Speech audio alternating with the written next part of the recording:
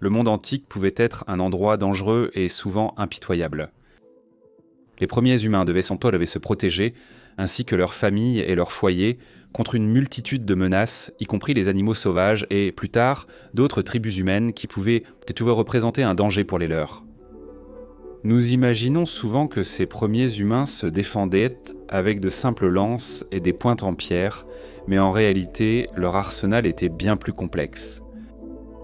Le type d'armes utilisées par les premières tribus humaines variait selon l'époque et le lieu, avec des armes plus complexes et variées qui commencent à apparaître dans les archives archéologiques parallèlement à l'avènement de la métallurgie et de la forge.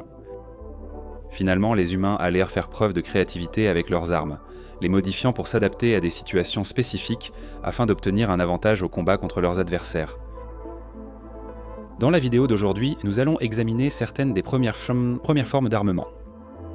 Comment nos tout premiers ancêtres se défendaient-ils contre les mondes anciens remplis de menaces ?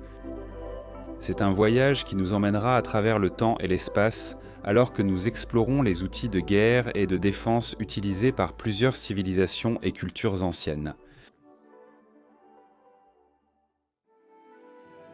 Les premiers humains à utiliser des armes l'ont fait sur leur continent ancestral, l'Afrique. Ou du moins, les premières preuves que nous avons d'armes anciennes viennent d'Afrique. Dans la grotte de Saboudou, un abri sous roche naturellement creusé dans une falaise de grès au nord du KwaZulu-Natal, dans ce qui est aujourd'hui l'Afrique du Sud, des archéologues ont mis au jour de simples pointes en pierre qui étaient fixées sur des lances en bois pour donner un tranchant dangereux aux simples bâtons taillés utilisés par nos ancêtres encore plus anciens. Les humains d'ici avaient commencé à utiliser ce qui allait devenir l'une des innovations les plus révolutionnaires que le monde ait jamais connues, les toutes premières armes. En taillant des morceaux de pierre tranchantes et en les fixant à leurs lances, ces humains pouvaient abattre leurs proies animales rapides de manière bien plus efficace. Plutôt que de simplement percer la peau d'une antilope ou d'un buffle, une lance à pointe de pierre tranchait la peau de la bête au contact, créant ainsi des blessures plus larges. Des blessures plus larges signifient une plus grande perte de sang pour l'animal dès les premières étapes de la chasse, ce qui le conduit à se fatiguer ou à tomber plus facilement. Cela aurait permis à ces chasseurs d'économiser du temps et de l'énergie en rassemblant de la nourriture pour leur tribu grâce à cette simple modification. Sur le même site, les archéologues ont découvert ce qui semble être des pointes de flèches, datant d'environ 60 à 70 000 ans. Il n'y a aucune preuve de la présence de l'arc qui aurait pu être utilisé pour les tirer, mais les pointes en pierre retrouvées dans ce cas sont bien plus petites que celles qui auraient pu armer des lances, ce qui permettait à la flèche de voyager plus vite et plus loin lorsqu'elle était lancée. Les arcs allaient peu devenir l'une des armes les plus largement utilisées et les plus efficaces par les humains pendant des centaines d'années à venir. Pouvoir atteindre une cible à longue distance sans dépenser d'énergie à lancer une lance et avec un bien meilleur degré de précision a révolutionné la manière dont les gens chassaient et combattaient à travers le monde. Les arcs provenant de différentes régions du monde allaient finir par prendre une grande variété de formes pour des usages différents. Des arcs recourbés, longs, courts et droits, pour n'en citer que quelques-uns. Le plus ancien exemple connu d'un arc intact provenant de la préhistoire vient de beaucoup plus au nord, des tourbières froides du Danemark. Vers 6000 avant notre ère, plusieurs arcs ont été fabriqués à partir du bois d'un orme dans la région de Holmgard.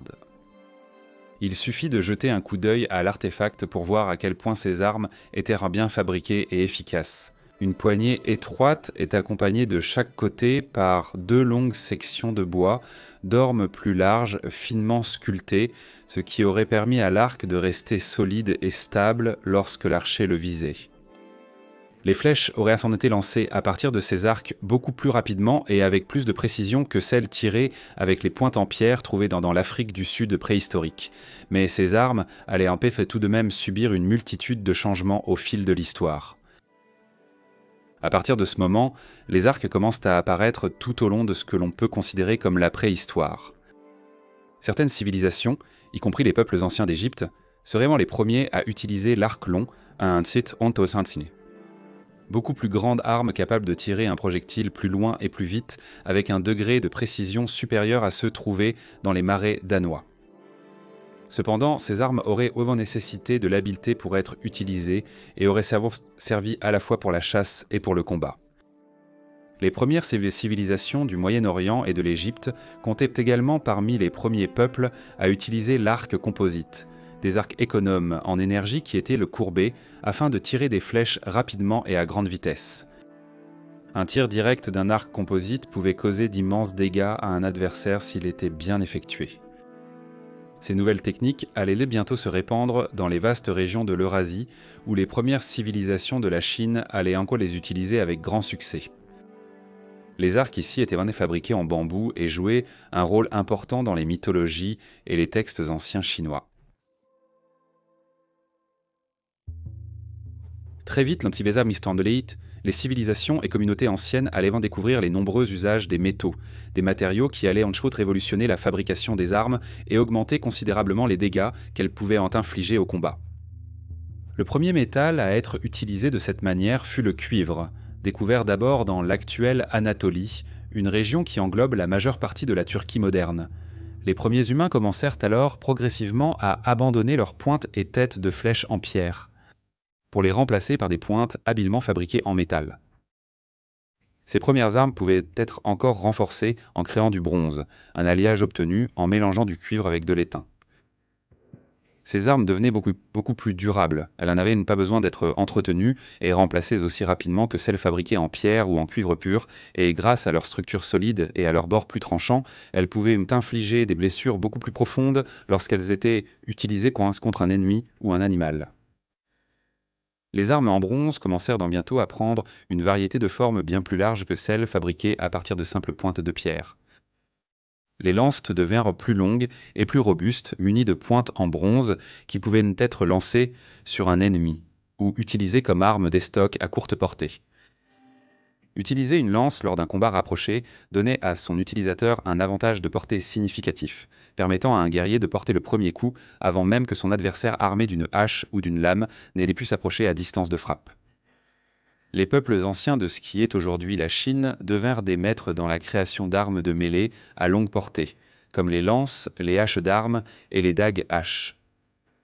Lorsqu'elle était maniée, une hache d'arme pouvait infliger des blessures immenses grâce à sa lame courte mais profonde, tout en servant également de lance avec une longue pointe acérée à son extrémité pour s'adapter à des situations de combat spécifiques. Les dagues haches étaient en temps sont conçues de manière beaucoup plus complexe et créative, certaines comportant plusieurs lames finement sculptées pour taillader et couper l'ennemi. Le bronze était aussi utilisé pour renforcer les arcs composites et longs, les rendant plus durables. Un arc renforcé ne devait pas être remplacé aussi souvent, et garantissait qu'en temps de guerre ou de conflit, l'arc d'un archer ne se briserait pas en visant ou en tirant, une petite modification qui pouvait facilement faire la différence entre la vie et la mort. Avec toutes ces méthodes nouvelles et améliorées pour infliger des dégâts à un autre être humain, il y eut rapidement un besoin immédiat de protection. Les communautés pouvaient reconstruire des murs en bois ou en pierre autour de leur village pour empêcher les pillards ou les ennemis d'entrer, ou du moins retarder leurs efforts. Mais que se passait-il si vous étiez attaqué loin de la sécurité d'un village fortifié? Dans une réponse presque évolutive, il n'a pas fallu longtemps avant que les premières armures ne fassent leur apparition. La première armure était fabriquée en cuir et servait à arrêter, ou du moins à atténuer l'impact dévastateur des lames et des pointes de flèches si elles venaient à toucher un combattant. Des casques simples et des protections pour le torse, superposés et renforcés afin de protéger les parties les plus vitales du corps humain, étaient fabriqués et distribués parmi ceux qui étaient en compte aptes au combat lorsque le besoin s'en faisait sentir. Celles-ci étaient efficaces au début. Mais que s'est-il passé lorsque les armes sont devenues plus puissantes? Des armes plus lourdes et plus créatives, fabriquées d'abord en fer puis en acier, nécessiteraient un niveau de protection supérieur à celui d'une simple armure en cuir. En réponse à cela, les artisans et les forgerons commencèrent à fabriquer des armures à partir du même matériau que celui utilisé pour attaquer leurs hommes. Des métaux. Le bronze est apparu en premier, offrant un bien meilleur niveau de protection à ceux qui en avaient besoin en temps de conflit. De plus, l'armure en métal pouvait être renforcée avec des plaques partielles qui protégeaient tous les bras, les jambes et, plus important encore, le cou contre les attaques. Plus tard, ces premiers modèles seraient adaptés sous plusieurs formes, comme la cotte de maille et l'armure complète en plaques. Bientôt, des civilisations pleinement développées commencèrent à émerger au Moyen-Orient, dans une région connue sous le nom de Croissant fertile. Des zones humides abondantes, des plaines inondables, un accès facile aux rivières et des sols fertiles permettraient à des régions comme l'Égypte, Gaza, l'Irak, la Syrie et d'autres de produire les premiers empires du monde, dont certains comprenaient les Sumériens, les Hittites et les Akkadiens. Les empires établis deviendraient immensément riches et puissants grâce à ces terres abondantes en ressources, et là où il y a de la richesse, il y a des gens qui veulent s'en emparer. Les attaques de pillards ou de soi-disant barbares deviendraient de plus en plus courantes avec l'avènement de ces premiers empires, et leurs frontières auraient besoin d'être protégées s'ils voulaient maintenir leur pouvoir et leur statut. De nouvelles armes furent rapidement développées pour s'adapter à différents styles de combat. Des outils de combat commencèrent à apparaître pour chaque usage, et avec la découverte du fer, ces armes étaient généralement beaucoup plus durables. S'ajoutèrent à l'arsenal que nous avons déjà décrit des masses d'armes en fer, des épées, des gourdins et des chars, qui furent en tous extrêmement efficaces pour défendre les terres de ces premières civilisations. Certains des tout premiers soldats du monde auraient été une force redoutable, se tenant debout sur leurs chars tirés par des chevaux tout en brandissant des lances en fer et des arcs renforcés, se protégeant avec des cottes de mailles et des casques de protection. De telles armes allèrent bientôt se répandre vers le nord, jusqu'en Grèce, et il ne fallut pas longtemps pour que ces outils défensifs et offensifs deviennent des éléments essentiels dans la création de certains des empires les plus emblématiques et célèbres de toute l'histoire. Cependant, avec le temps, un nouveau besoin est apparu. C'était une chose de protéger ses frontières contre les pillards sur terre, mais que se passait-il lorsque vos assaillants arrivaient à l'intérieur de vos frontières par la mer ? Pour des civilisations comme les anciens Égyptiens, les eaux du sud de la mer Méditerranée et du Nil étaient essentielles à leur succès en tant qu'empire. Les navires marchands et les pêcheurs peupléant ces eaux en grand nombre, et ils devinrent rapidement la proie de pillards qui venaient en mer pour les attaquer et les dépouiller. Parmi les premières sans réponse à ces attaques, les Égyptiens ainsi que les Phéniciens commencèrent à équiper leurs navires de simples catapultes sous fronde lorsqu'ils naviguèrent. De lourdes pierres pouvaient alors être lancées sur un navire ennemi, fracassant la coque et, si le tir était bien synchronisé et bien visé, éliminer plusieurs membres de l'équipage en un seul coup. Dans certains cas, des arcs étaient embarqués à bord de navires principalement marchands en prévision de telles urgences. Ces solutions simples allaient en constituer la base des toutes premières marines du monde. Avec l'avènement du nouvel empire, les anciens Égyptiens allaient commencer à apporter des changements majeurs à leurs bateaux pour assurer le succès de leur commerce et la sécurité de leurs pêcheurs.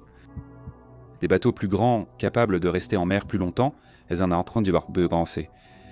allaient bientôt devenir monnaie courante, et il était rare que les navires marchands partent sans modification défensive majeure. Cela allait se développer davantage lorsque la guerre navale devint une nécessité pour protéger les empires des civilisations adverses. Les Égyptiens étaient reconnus pour avoir développé des navires de guerre adaptés au combat naval à distance et au corps à corps, avec un équipage composé d'archers et de lanciers, ainsi qu'un lourd bélier en fer pouvant être utilisé pour fendre les navires adverses.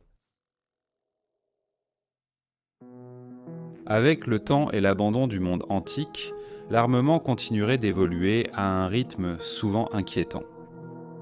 La stratégie serait largement utilisée pour aider les civilisations à gagner des guerres, ce qui a vu naître certaines des armes les plus créativement cruelles issues de l'esprit des ingénieurs et des métallurgistes. D'immenses armées seraient formées pour conquérir et envahir d'autres nations, posant ainsi les bases des guerres qui continuent d'être menées jusqu'à aujourd'hui. La guerre et l'armement ont été des constantes dans l'histoire de l'humanité, et chacun d'entre eux peut être retracé jusqu'à ces pointes de pierre symboliques façonnées dans les profondeurs anciennes de l'Afrique.